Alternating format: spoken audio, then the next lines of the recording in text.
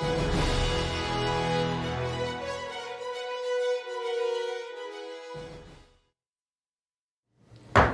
evening, everyone. Welcome to the October 19th, 2022 meeting of the Gaithersburg Planning Commission. First up is the approval of minutes from two prior meetings. The first minutes were September 7th. We can do them together, I guess, but I will note that I was absent for the September 7th meeting, but read the record and considered all of what's been decided and was Okay. the content of that. I think, Sharon, you were out for that meeting, but well. I'm sure you're familiar with what's happened. So let's go ahead and just take the agenda together unless anybody has any exceptions to the notes or the minutes. No. Okay, is there a motion, please? Mr. Chairman, I move that we approve the minutes of August 3rd, 2022, as well as the minutes of September 7th, 2022, as read into the record. Second. It's moved and seconded. All in favor, please say aye. Aye. Opposed? That passes unanimously. And I'll note for the record that Sharon Cantrell is participating tonight as a full commissioner, as we have some out tonight from the regular roster.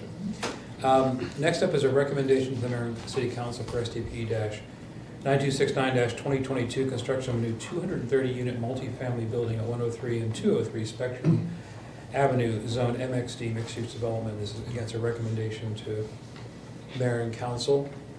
And it looks like Jasmine is presenting from staff. Good evening, Jasmine. Good evening.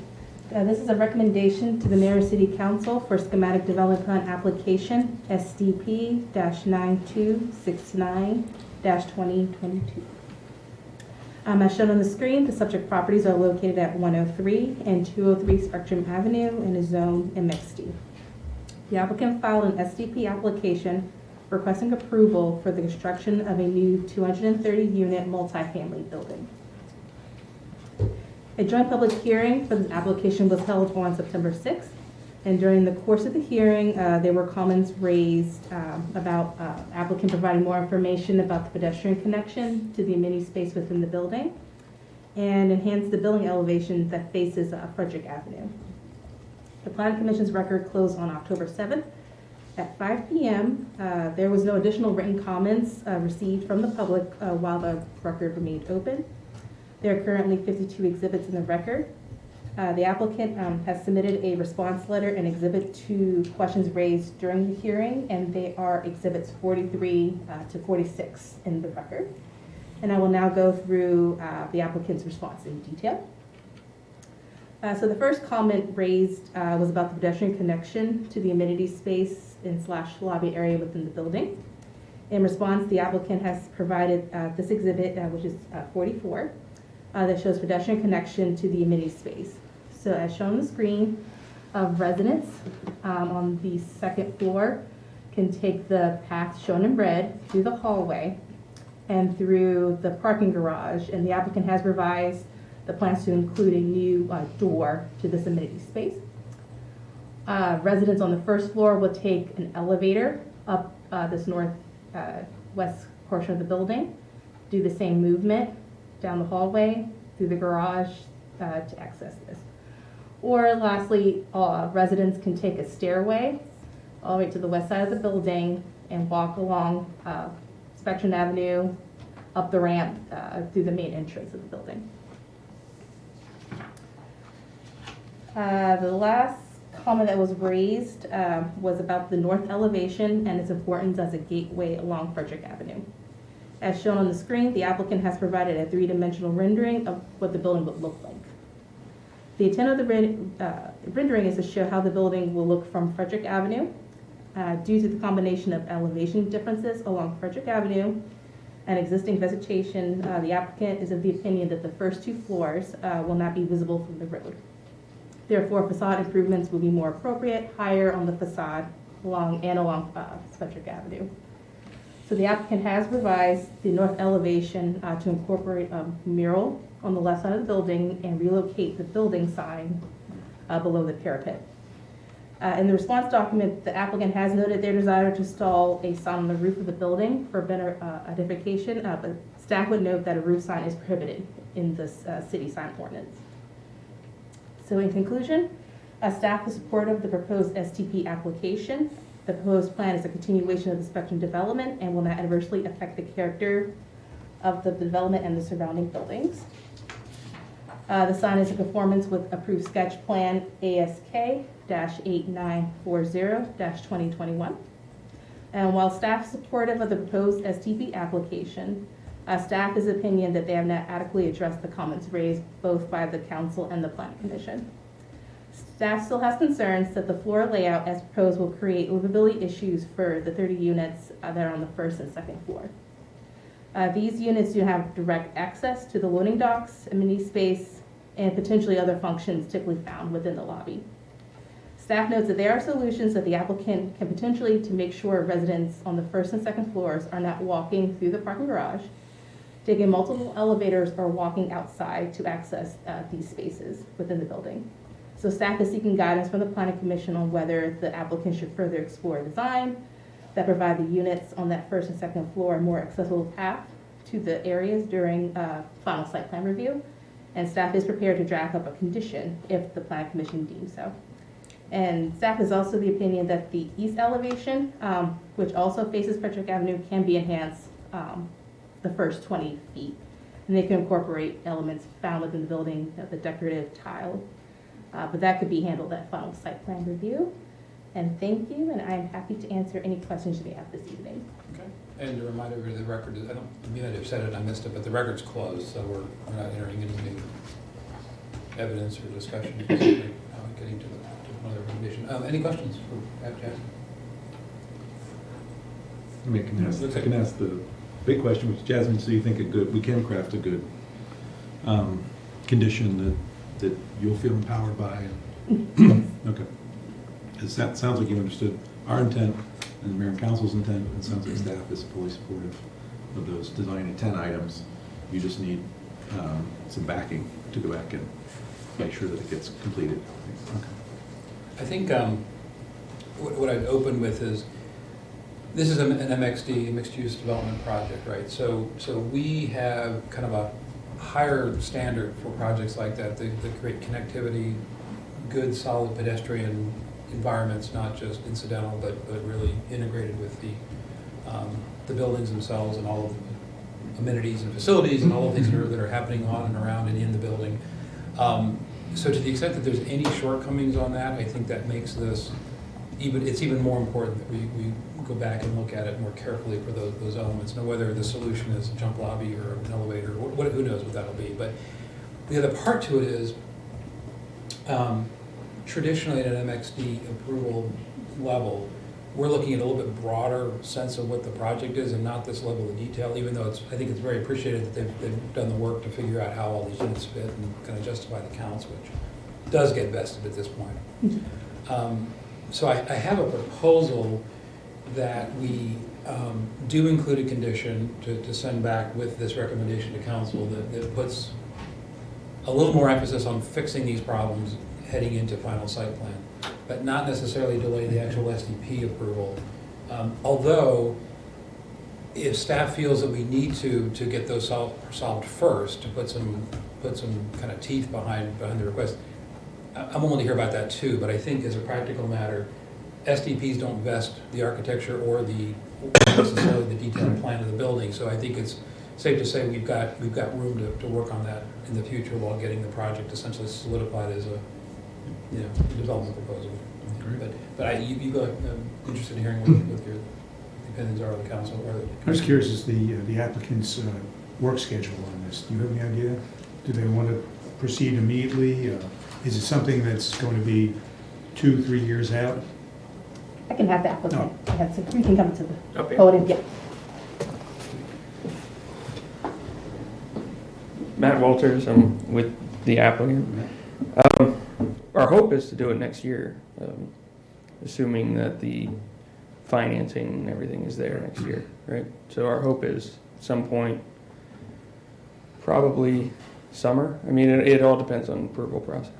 Okay. And the staff feels comfortable with being able to work out some of these problems within the next several months or weeks, whatever it may take? Yes, and we also have drafted up a condition if the planning commission wants to move forward with the condition as part of the SDP. And of course, it has to come back at final site plan. Right, So exactly. both of these elements, the architecture and the final layout and access and pathways and connectivity and all that is part of that. You know, we'll see it when it's resolved, and if it's not resolved, it will move forward past final site plan. I mean, it's kind of that simple, really, I think.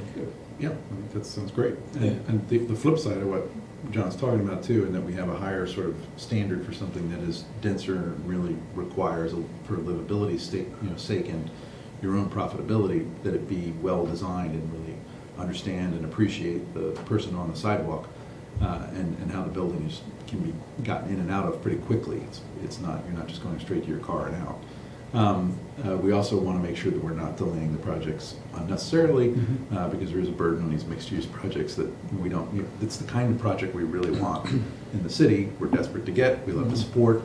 Our master plan discusses in detail, and we want to get this thing approved as fast as possible. So thank you very much for starting the process early, probably earlier than some applicants would do in the final site plan. So hopefully we're ahead of the game, and you and staff can work out some of those details pretty quickly, and we'll keep you on track. And there's nothing I can do about financing, so I'll cross my fingers for you. But boy, I'd just like to add that I was in a similar situation, living in a kind of a landlocked area of a big complex like this, and it actually was very difficult to get around, and it was difficult to find our way. And it was also difficult to move in and out. So the loading dock piece is important to me. It should be important just for everybody, because for marketability, it's and even like word of mouth. People talked about it, and it just becomes a drawback if it's not easy to maneuver around your own building. So I'm on board with what you were saying. All right. Jasmine, you mentioned you had a proposal for a condition that would cover this. So you want to read that up and see what it sounds like? Sure. So we have as part of the final site plan submission, the applicant must revise the building and garage layouts to provide enhanced connectivity to amenity, lobby, and loading areas. Okay. About the exterior, the elevations, did you have anything more to say about that? Zach thought that that's something that could be handled more at final site plan. So the record should be clear that we're not approving in tacit or directly, in any direct way, the elevation that's proposed now at SCE. Yeah, some of the elevations could change at final site plan. Okay. So that's clear. Any concerns with the proposed condition? Okay, so we have, what does that set us up with in the recommendation with one condition? Yes, that's correct. Any more issues? No. Okay. Is there a motion, please? Mr. Chairman, I move that based on the evidence and testimony submitted to the record and the findings in the final staff analysis, that the Planning Commission recommend approval of SDP 9269-2022 to the Mayor and City Council with the one condition as written to the record. Second. It's been moved and seconded. All in favor, please say aye. Aye. Opposed? That passes unanimously, which is a 4-0 tonight. So thank you very much for being here for questions. Jasmine, thanks for putting together that presentation and the condition. Thank you. All right, good luck. Looking forward to seeing next phase. Thank you very much. Next up is from the commission. Sharon, I start. Sure.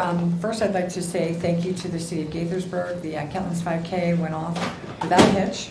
I was fortunate enough to drive the pace car, just a load of There fun. was a pace car? Yes, I could do that part. I was in a pace car, and I went really fast because they were running really fast. We had almost pre-pandemic records in terms of the number of runners. We had 1,255 runners, and the city will be getting their check, I guess, at some point.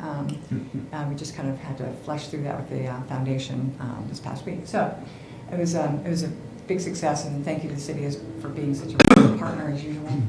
I have to say, my son was in town just coincidentally for the weekend from Boston, and just ran up there, registered, and ran the race, and it kind of brought back memories of being on consortium cross country, 15 years ago. So he was pretty excited to be able to do that. Well, I think that now that the downtown area is like so vibrant and so nice, Yeah. it just brought a whole new vibe. We needed that vibe post-pandemic to feel like maybe things are kind of normal. This is great. So it was wonderful. Excellent. Lloyd, what's up in your corner? Congratulating the city again for the wonderful Oktoberfest. That was good. Great weather. You provided wonderful weather. And it was a outstanding crowd. I mean, I don't know what the head count was. Biggest ever, I think. I don't know. Probably. Yeah, it had to be. Has to be, yeah. And once again, the city within an hour after everything closed up. It was like nothing ever happened. They're fantastic. The Public Works, great. So again, kudos to the city for a wonderful event. Good one. I think Matt says it every year when we talk about the events, but how the forethought in doing the new urbanist planning and neighborhood development has really set the stage for these incredible Really festivals has. and events and all that. So it's a direct outgrowth of good planning that these sort of things are happening at such a successful level. So nice work to all of us, I guess. Okay. Matt, anything today? No, you covered it. Okay, So- all right. What do we got going on here? We have from staff, right? This is opening up. Jasmine, you're gonna do that? Okay. It's me. So this evening, staff was originally scheduled to bring amendment schematic development plan ASDP-9338-2022 for final action. But after a meeting with the applicant and stormwater management staff, it was determined that the preliminary stormwater management plan associated with this application would not have been approved by this meeting this evening. And the record was closed on October 13th. So this evening, staff is requesting the Planning Commission to reopen the record until October 27th at 5 p.m. and have final action on November 2nd. Okay. You see no problem with that? No, Motion? more information is good. Motion? So moved. Yes, that. Is there a Second. please? Okay, it's moved to second and all in favor. Please say aye. Aye. And that passes unanimously from what I can hear. Thanks, Jasmine. Love these technicalities. All right, where are we going next? You want me to start? Sure, I just wanted to point out that my wife Eileen actually got to ride in the pace car at the 5K about 5 years ago. I know, I was the one that invited her. Yes, so, yeah, so The 25th. you're all in good company. So I how do you haven't. know to ride the pace car? Yeah, but Someday. next time I think we're gonna drive my car. You have to rent a car. I have a convertible. Next time we're gonna do my car. The 30th is next year, so it's gonna be even Electric bigger. bikes. Electric bikes. You could. That's actually a good idea. I hadn't thought about that. That's a good idea. Yeah. So I had a few other items tonight.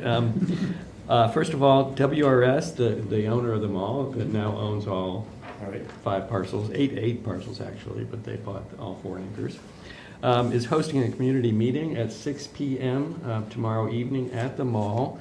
And it's on their sketch plan and their rezoning. And we do anticipate that they will likely file the sketch plan and the rezoning within the next month. And we anticipate the joint public hearing, don't count me on this, but it's probably going to be in January for the sketch plan and the rezoning. I also wanted to report. Does staff plan to attend that community meeting or? Yes. Okay. I'm going to attend. I believe Rob Robinson is attending. Great. Yeah, we'll have representation. It's wonderful. So I also wanted to report that the contract with ZoneCo for the comprehensive zoning rewrite is now signed. And we have scheduled the kickoff meeting for December 7th. And I believe Chair Bauer, you have been invited to that as well. And then finally, I know Greg has this on his list. Rob Robinson and housing manager David Christile have been working very hard on the new housing element of the master plan. And they are going to begin the discussion with you and the mayor and council on that at a work session next Monday night. Okay. And that's We all I got have. pulled for a lot of meetings coming up, and that was one of them. There was another joint. Correct, there's another joint public hearing November 7th. You've got responses from everybody? Yeah, I think everyone's responded to me, Good. so appreciate it. Excellent. Thank you. That's it for me. All right, thank you. And all I have is a reminder that the next meeting is November 2nd, and to remind you again about the joint work session next Monday, October 24th. When's the moving day for Chambers? Oh, Any yeah, news where's- on that? Uh-oh. I don't have an, unfortunately, I do not have an update. Screen right now. Still TBD. TBD. All right, Hey. just curious. There are some things yet to be completed. Oh, yeah. Well, we assumed it wasn't sitting over there all shiny and unused. Think of it as the silver line of Gettysburg. There Which you go. reminds me, Frank, since you did say something, and I don't think I'm in any danger of being on the record or being on TV right now, but I know we had an update to the rules of procedure to accommodate the potential for swearing in for testimony and all. What is your anticipated, in terms of practice, are we gonna move to a more formal, no, okay. It was possible to draft it that way, but we agreed that there wasn't, then when I say we, discussions within the city attorney's office and then also with planning staff and then here as well. It's more to clarify the options to do so. Okay. And the basis of the reason wasn't to change what you do, but to ensure if in your ultimate decision you do rely to some extent on testimony, that if it's not sworn, that testimony may not satisfy the substantial evidence rule. So therefore, if that's going to happen, for instance, if there is a contested hearing and it's not a matter of a basic application that you're approving, but something that has come here, maybe it's been what the council considers a minor decision that maybe the neighborhood doesn't, that's something subject to that, then you would have the ability to say, okay, this is how we're going to do it. Okay. And with our rules clarifying, all folks will be sworn in and therefore testifying under oath. That will then fit and make that work. For most of your practice, that shouldn't be a big impact. For the council, however, that could have some impact because they are making quasi-judicial decisions and getting an awful lot of testimony. And that's where you really have the public testimony. And I don't anticipate the council saying, well, we really don't have to swear you in because we're not going to depend on what you say anyway. That's not, obviously what is said will be important in those cases, and some measure of swearing in, that will be a change at that level. Okay. But I don't anticipate much here at all. Okay, great. Thank you. Anything else tonight? All right. If not, have a good evening. We're adjourned.